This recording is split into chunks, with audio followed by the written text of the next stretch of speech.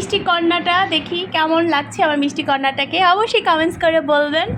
আর এখানে এখন আমি নাস্তা খেয়ে নিচ্ছিলাম, সাথে একটা কলা নিয়েছি আর রুটি নিয়েছিলাম। রুটি আসলে পুরোটা খেতে পারিনি, আর অনেক দিন ধরে আসলে চা খাই না, এই তো চাটাও নিয়েছি। চায়ের কালারটা কেমন আসছে অবশ্যই কমেন্টস করে বলবেন।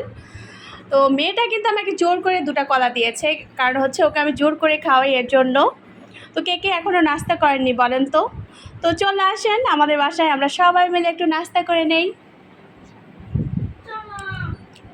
তো আমার মেয়েটা যাবে এখন হচ্ছে ওর জ্যাঠার ঘরে একটু ঘুরতে, দেখি।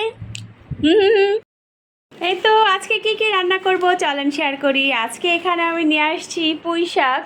আজকে পুঁই শাকটা রান্না করব। আর এখানে কারকল রয়েছে, লেবু রয়েছে, ধনিয়া পাতা রয়েছে।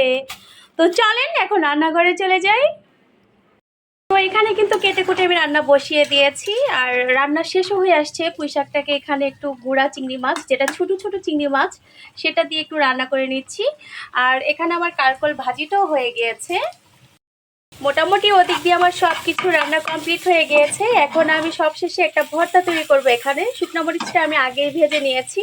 দেন এখানে একটা রুই মাছের লেজ নিয়ে নিয়েছি, আর সাথে পেঁয়াজ আর রসুনটা হালকা একটু ভেজে নিচ্ছি। হাতে ডলে এই ভর্তাটা তৈরি করব, সাথে একটু ধনিয়া পাতা দিব। খেতে যা মজা, অবশ্যই একদিন ট্রাই করে দেখতে পারেন। তো আমার মেয়ে কিন্তু এখানে রেডি হয়ে গিয়েছে দুপুরের খাবারের জন্য। আর এদিক দিয়ে আমি সব কিছু রেডি করে নিয়েছি, আর আমার ছেলেটা অলরেডি খেয়ে নিয়েছে। তো এখন আমরা মা মেয়ে খাবো। আসলে আজকে তো শনিবার, তো ওর বাবার আসলে একটু কাজ বেশি, তো উনি পরে খাবে, উনি এখন পর্যন্ত আসেনি। দেন হচ্ছে ভাবলাম, ফোন দিয়েছিলাম, বলতেছে আসতে দেরি হবে, এর জন্য আমরাই এখন খেয়ে নিচ্ছি মা আর মেয়ে। আমি এই যে এতটুকু দিলাম। হ্যাঁ, তো আমি এখানে আজকে কি মানে রেডি করেছি দুপুরের জন্য, এটা তো আপনাদের সাথে আসলে বলে হলো না, জাস্ট রান্নাটুকু শেয়ার করেছি। এখানে মাছ দিয়ে আমি একটা ভর্তা তৈরি করেছি, এতটা মজা হয়েছে মানে কি আর বলবো। ছেলের তো মানে আমার ছেলের এই মাছের ভর্তাটা হলে আর কোনো কিছুই লাগে না, মেয়েটাও খুবই পছন্দ করে। আর এটা হচ্ছে রুই মাছ দিয়ে একটা ভর্তা তৈরি করে নিয়েছি আমি। আর এখানে কারকলটা ভাজি করেছি, ও শুধু কারকল ভাজি আর হচ্ছে দেন ভর্তা দিয়ে আমার ছেলে ভাত খাইছে। আর এটা হচ্ছে পুঁই শাকটা যে রান্না করেছি সে তো ধরবেই না, মানে রোজাই থাকবে আমার ছেলেটা।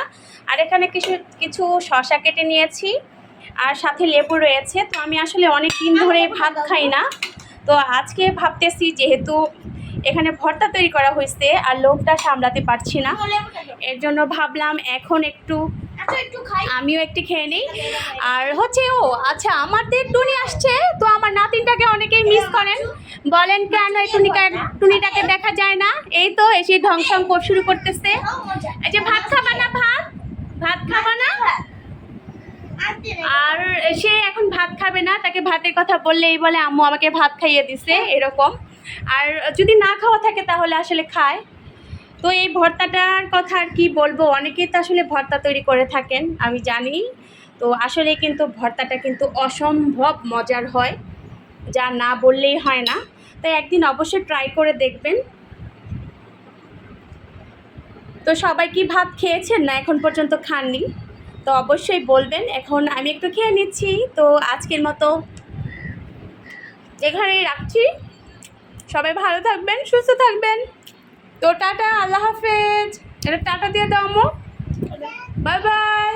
ওই যে ও বাই বাই দিতেছে, বলো বাই বাই, বলো টাটা। আবার দেখা হবে কোনো নতুন ভিডিও নিয়ে, বলো।